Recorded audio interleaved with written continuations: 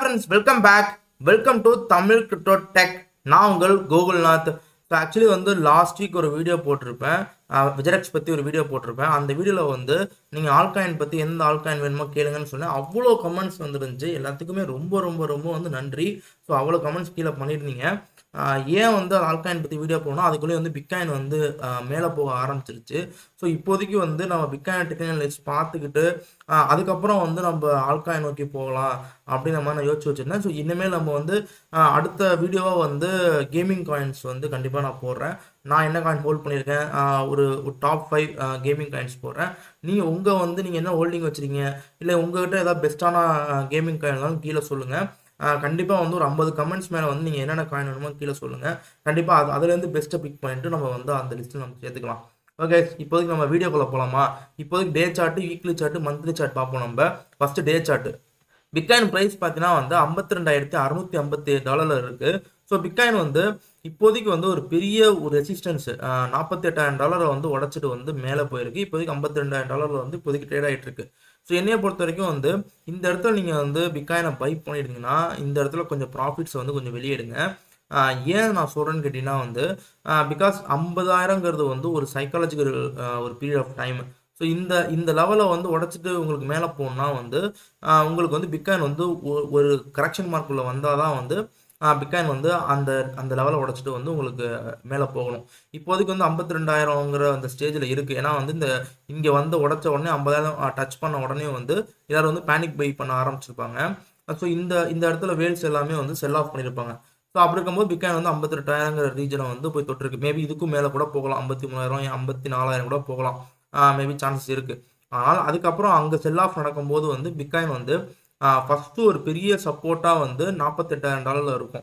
But இந்த இடத்துல வந்து சப்போர்ட் நிற்குமான்னு கேட்டிங்கன்னா இந்த இடத்துல சப்போர்ட் வந்து அவ்வளோ நிற்கும். பட் அவ்வளோ சீக்கிரம் நிற்காது எனக்கு தோணுது. அடுத்த ரேஞ்சாக வந்து எதை வந்து சப்போர்ட் ஃபஸ்ட்டு ஒரு டார்கெட்டாக 46,000, அடுத்து வந்து 48,000. ஸோ இதுதான் வந்து டே கேண்டில் இருக்கிற ஒரு சப்போர்ட்னு நான் சொல்லுவேன். இப்போ அடுத்து வந்து என்ன சப்போர்ட்டில் இருக்குன்னு கேட்டிங்கன்னா வந்து 44,000. ஸோ அந்த ரேஞ்சில் வந்து அடுத்த ஒரு சப்போர்ட் இருக்குது. ஸோ அப்போ ஃபைனல் சப்போர்ட்டாக வந்து 41,000 39,000ங்கிற இந்த ரேஞ்சுக்கு ஒன்று இருக்குது. பட் இதை பற்றி பேசுவோம், ஏன்னா ஏகப்பட்ட பேர் வந்து இந்த 33,000க்கு வருங்கிற மாதிரி சொல்கிறாங்க. ஸோ அதை பற்றி நான் பின்னாடி பேசுவோம். இப்போதைக்குங்கிறது வந்து டே கேண்டில் வந்து 44,000 இல்லைனா 46,000. ஸோ இந்த ரேஞ்சுக்குள்ளே வரலாம். இந்த 46,000லேருந்து 48,000க்குள்ளே வந்து ட்ரேட் ஆக சான்ஸ் ரொம்ப ரொம்ப அதிகமாக இருக்குது. கீழே வந்தால் இந்த இடத்துல ஒரு கரெக்ஷன் வரும். இது வந்து டே கேண்டில். இப்போ அடுத்து நம்ம வீக்லி கேண்டில் பார்ப்போம். நம்ம வீக்லி கேண்டில் பொறுத்த வரைக்கும் வந்து இந்த மஞ்சள் கலருங்கிறது வந்து 21 வீக்கு. ஸோ இது என்ன காமிக்குன்னா வந்து 40,000ங்கிறத வந்து உங்களுக்கு காமிக்குது. அடுத்து வந்து 50 வீக்குங்கிறது வந்து 34,000 காமிக்குது. 200 வீக்குங்கிறது வந்து 31,000 காமிக்குது. ஆக்சுவலி வந்து நீங்கள் பார்த்தீங்கன்னா 21 வீக்குங்கிறது 40,000 காமிக்குதுல்ல. இப்போ பிட்காயின் வந்து என்ன பண்ணிட்டு இருக்குன்னு கேட்டிங்கன்னா வந்து ஏகப்பட்ட பேர் வந்து இந்த 30,000 ரீஜனை வந்து டச் பண்ணுவோம், 33,000 வரைக்கும் போகுங்கிற மாதிரி சொல்கிறாங்க. நான் வந்து இது போகுமா போகாதா நான் வந்து அவங்ககிட்ட சவால் விடவோ நான் விரும்பலை. நான் என்ன சொல்ல வரேன்னா, இந்த 33,000ங்கிறது உங்களுக்கு போகுங்கிற மாதிரி உங்களுக்கு தோணுச்சுங்கிற பட்சத்தில் இந்த 33,000த்தில் இன்வெஸ்ட் பண்ணுறதுக்கு ஒரு பார்ட் ஆஃப் அமௌண்ட் எடுத்து ஒதுக்கி வச்சுருங்க. அதை வந்து உங்களோட ஃபண்டில் வந்து ஒரு 30% 40% இல்லைனா அது ஒரு அர்ஜென்ட் ஃபண்டாக எடுத்து ஒதுக்கி வச்சுருங்க. ஒரு 50,000 1 லேக்கோ எடுத்து வச்சுருங்க. ஆனால் இனிமேல் வந்து உங்களுக்கு வந்து பிட்காயினோட கரெக்ஷனுங்கிறது வந்து பெரிய லெவலில் கீழே வராதுன்னு எனக்கு தோணுது. அப்படி வந்தாலும் அது லாங் டேர்மாக இருக்காதுங்கிற மாதிரி எனக்கு தோணுது. பிகாஸ் ஆஃப் ஏன் சொல்கிறேன்னா, இந்த இடத்துலேருந்து பிட்காயின் வந்து மேலே போயிருக்கு, 48,000 போயிட்டு திருப்பி பிட்காயின் வந்து திருப்பி 40,000த்தில் ஒரு சப்போர்ட் எடுத்துட்டு திருப்பி வந்து உங்களுக்கு வந்து பம்பாக ஆரம்பிச்சிருக்கு. இதுக்கு வந்து உங்களுக்கு வேரியஸ் ரீசன் இருக்கலாம். அதுக்கு முக்கியமான ரீசன் வந்து இப்போதைக்கு பையிங் ப்ரெஷர் கொஞ்சம் அதிகமாக இருந்தாலும் வந்து மேபி இங்கேருந்து திருப்பி ஒரு பம்ப் கொடுத்துருக்கு. ஆனால் இப்போதைக்கு வந்து இங்கேருந்து திருப்பி கீழே வந்தாலும் இந்த 39,000த்தில் வந்து நீங்கள் வந்து டிசிஏ பண்ண ஆரம்பிக்கலாம். நீங்கள் ஆல்காயின் எல்லாத்தையுமே வந்து டிசிஏ பண்ண ஆரம்பிக்கலாம். இல்லை பிட்காயின் எத்திரத்தை இங்கேருந்து வந்து நீங்கள் டிசிஏ பண்ண ஸ்டார்ட் பண்ணலாம். ஆனால் நான் வந்து 33,000 வந்தால் 33,000 வந்தால் தான் நான் பை பண்ணுவேன், அது கீழே நான் பையே பண்ண மாட்டேன் அப்படிங்கிறது என்னவா மாறும்னா, சப்போஸ் இங்கே வந்துட்டு இங்கே கீழே வந்து இந்த 40,000 சப்போர்ட் எடுத்து திருப்பி உங்கள் இன்க்ரீஸ் ஆகி உங்களுக்கு மேலே போகும் பட்சத்தில் நீங்கள் மேலே போய் வந்து பை பண்ணிட்டு இருப்பீங்க. இங்கே பேனிக் பை பண்ணுவீங்க, திருப்பி கீழே வரும்போது செல் பண்ணுவீங்க, திருப்பி கீழே வரும்போது செல் பண்ணிட்டு கீழே ஆகும்னு நீங்கள் யோசிப்பீங்க. ஆனால் அது திருப்பி வந்து மேலே போயிடும், திருப்பி நீங்கள் போய் பை பண்ணுவீங்க. ஸோ இந்த மாதிரியான பேனிக் பைக்கு வந்து உங்களை வந்து இது பண்ணும். ஸோ இப்போதைக்கு நீங்கள் என்ன பண்ணணும்னா டிசிஏ. ஸோ இப்போதைக்கு வந்து பிட்காயின் வந்து ஒரு ரேஞ்சில் இருக்குது. ஆனால் வந்து டாமினன்ஸ் எல்லாமே இன்க்ரீஸ் ஆகிட்டு தான் இருக்குது. ஆல்காயின்லாம் பெரிய பம்ப் இல்லை. இப்போதைக்கு நீங்கள் டிசிஏவை ஸ்டார்ட் பண்ணிங்கன்னா பிட்காயின் இங்கேருந்து ஒரு கரெக்ஷன் வரும் பட்சத்தில் வந்து ஆல்காயினும் ஃபஸ்ட்டு கொஞ்சம் பம்ப் ஆகிட்டு திருப்பி கொஞ்சம் கீழே விழும். ஸோ அந்த கீழே விழுந்த பட்சத்தில் அங்கே அக்குமேட் ஆகும் பிட்காயின் ஒரு இடத்துல அக்குமேட் ஆகும், இல்லைனா ஒரு கரெக்ஷன் வந்து கீழே செட் ஆகும் பட்சத்தில் வந்து அப்போது ஆல்காயினை வந்து நீங்கள் டிசிஏ பண்ண ஸ்டார்ட் பண்ணலாம். ஸோ ஒவ்வொரு ரீஜனாக நீங்கள் டிசிஏ பண்ண ஸ்டார்ட் பண்ணுங்கள். ஃபஸ்ட்டு இந்த ரீஜன் இருக்குல்ல 40,000 வந்துச்சுன்னா அந்த ரீஜனில் வந்து ஒரு செட் ஆஃப் ஆல்காயின்ஸை வந்து நீங்கள் ஒரு 10 காயின் 15 காயின் வச்சுருக்கீங்கன்னா இங்கே உங்கள் ஹோல்டிங்ஸில் நீங்கள் அந்த காயின் எல்லாம் கொஞ்சம் கொஞ்சமாக 30% இல்லை 40% போடுங்க. அதுக்கப்புறம் இந்த ரீஜன் வந்துச்சுன்னா திருப்பி ஒரு அமௌண்ட் எடுக்குங்க.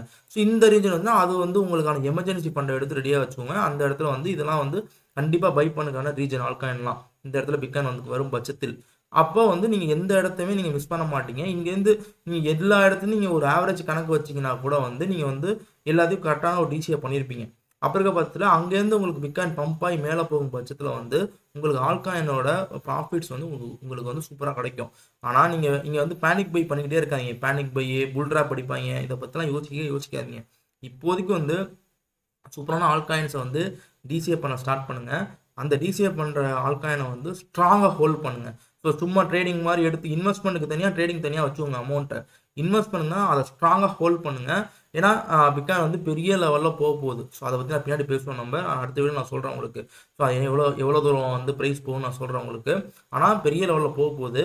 ஸோ அதுக்காண்டி வந்து நீங்கள் வந்து ஹோல்டிங்ஸை வந்து கொஞ்சம் ஸ்ட்ராங்காக ஹோல்ட் பண்ணிங்கன்னா பெரிய லெவலில் நீங்கள் வந்து ப்ராஃபிட் பார்க்க முடியும். ஸோ இதான் வந்து வீக்லிக்கான அனலைஸ். இப்போ அடுத்து நம்ம மந்த்லி சார்ட் பார்ப்போம். நம்ம மந்த்லி கேண்டில் பொறுத்த வரைக்கும் வந்து லாஸ்ட் ஒரு 3 months 4 monthஸாக வந்து க்ரீன் கேண்டில் கொடுத்துக்கிட்டே இருக்குது. என்னையை பொறுத்த வரைக்கும் வந்து கரெக்ஷனுங்கிறது வந்து இருக்கணும். அதுதான் வந்து மார்க்கெட்டை வந்து ரெஃப்ரெஷ்மெண்ட் பண்ணி விடும், புதுசான இன்வெஸ்ட்மெண்ட்டை கொண்டு வரும்.